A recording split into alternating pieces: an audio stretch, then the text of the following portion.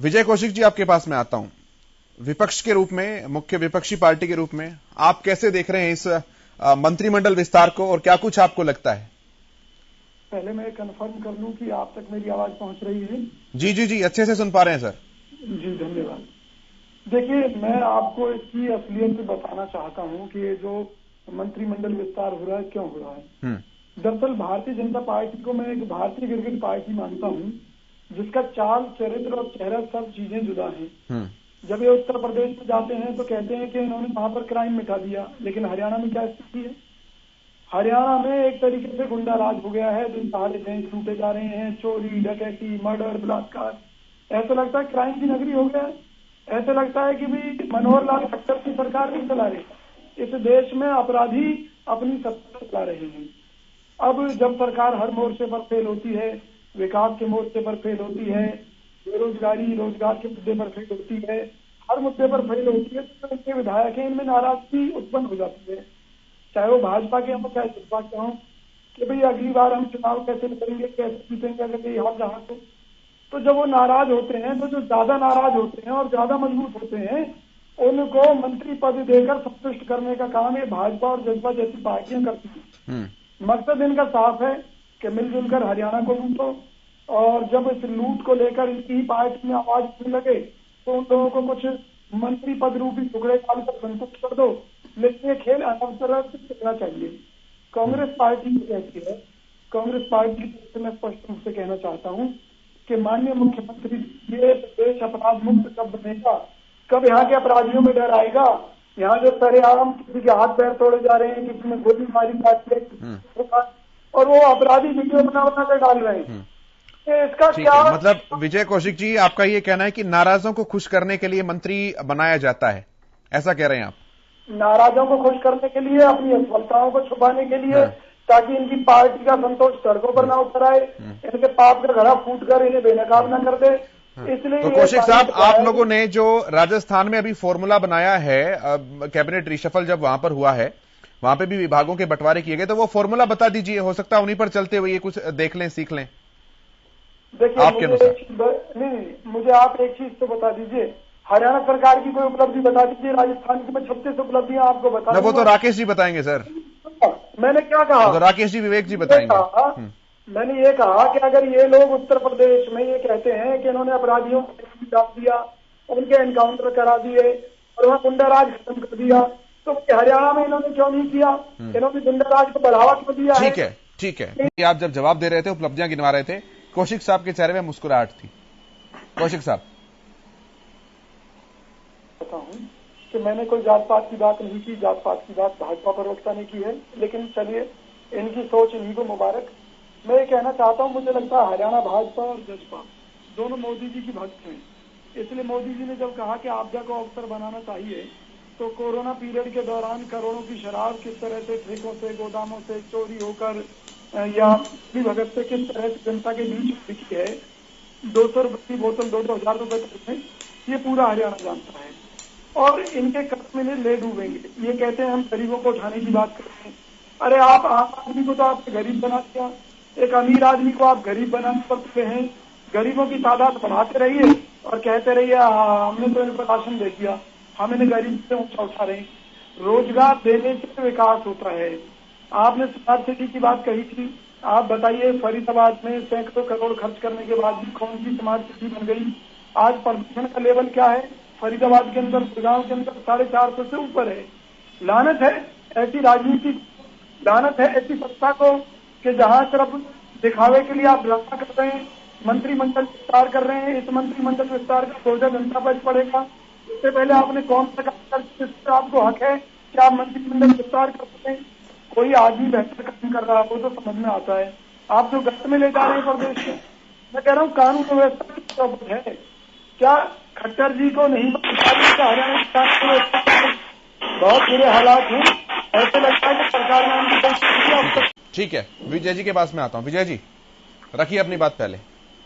देखिए, मैं कहना चाहता हूँ कि विकास होता है प्रदेश का नागरिक सक्षम होता है, वो रोजगार से सक्षम हो, वो अच्छे स्वास्थ्य को लेकर सक्षम हो, वो विकास कार्य को संतुष्ट हो।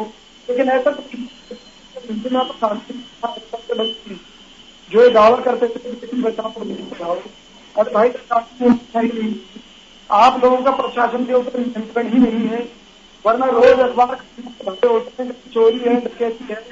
फरीदाबाद के सेक्टर में जो कि वीआईपी के सामने पुलिस आपने देखो अपराधी अपना जवाब दीजिए, आपको घुमाइए ना, आप ये जवाब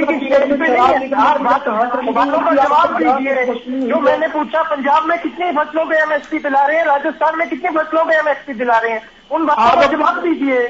बीजेपी को कितनी जमीन देने का काम किया कौड़ियों पे, उन बातों का जवाब दीजिए।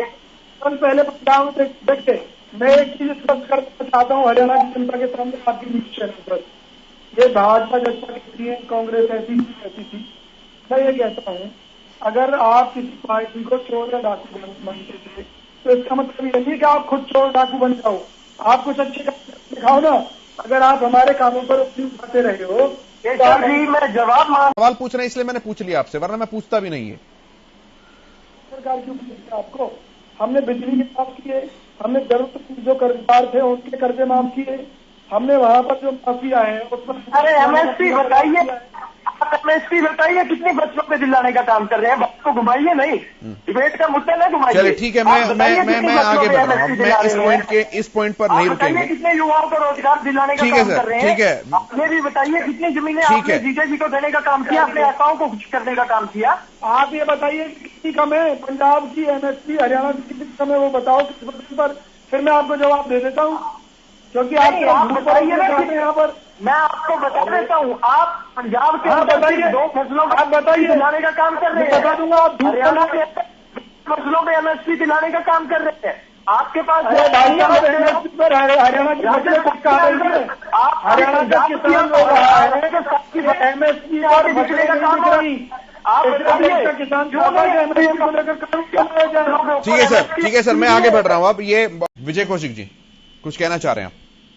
जी मैं ये कहना चाहता हूँ, जब कोई 2 डाकू मिलकर डकैती डाल रहे होते हैं तो दोनों एक दूसरे की बड़ी तारीफें करते हैं, ये बहुत अच्छा है, ये बहुत अच्छा है, और जब वो पकड़े जाते हैं तो वो फिर एक दूसरे के ऊपर कुछ और बातें निकलेंगी। आप इस बात को इस विषय में ना लेके जाएं। तेरी वजह से पकड़ा गया, तेरी वजह से पकड़ा गया। हम जानते हैं रिलायंस को जमीन आपने किस प्रकार की किसानों से जमीन 5-5 लाख में किसको बना रहे हैं। ठीक है सर, मैं जवाब लेता हूँ, मैं डॉक्टर साहब जवाब लेता हूँ। विजय कौशिक जी पहले मैं, हाँ देखिए मैं एक सीधी सी बात कहना चाह रहा हूँ, मेरी भविष्यवाणी आप याद रखना अपने चैनल के माध्यम से। जिस दिन भाजपा और जजपा अलग होंगे उस दिन ये एक दूसरे की पोल खोलेंगे, एक दूसरे को नंगा करेंगे और इनके घोटाले और भ्रष्टाचार उस दिन आपके सामने आएंगे।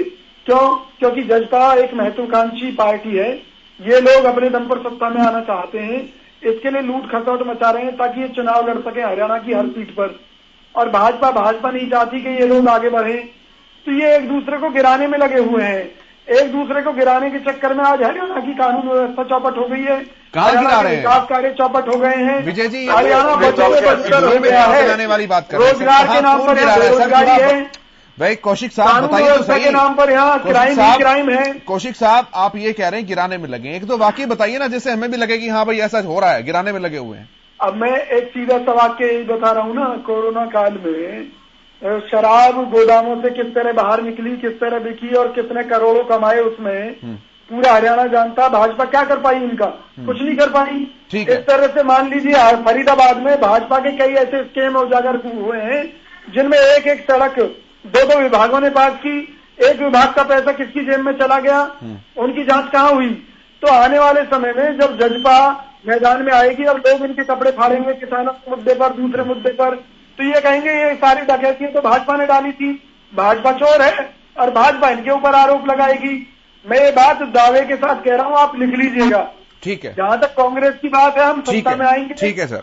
कौशिक साहब कर दीजिए भाई साहब, एक भविष्यवाणी कांग्रेस के लिए कर दीजिए, हम तो आपकी सारी मानने को तैयार हैं। नहीं, हम सत्ता में हम आप भाइयों के कार्यों के कारण सत्ता में आएंगे, क्योंकि आप बेड़ा गर्क कर रहे हैं, हम विकास करेंगे।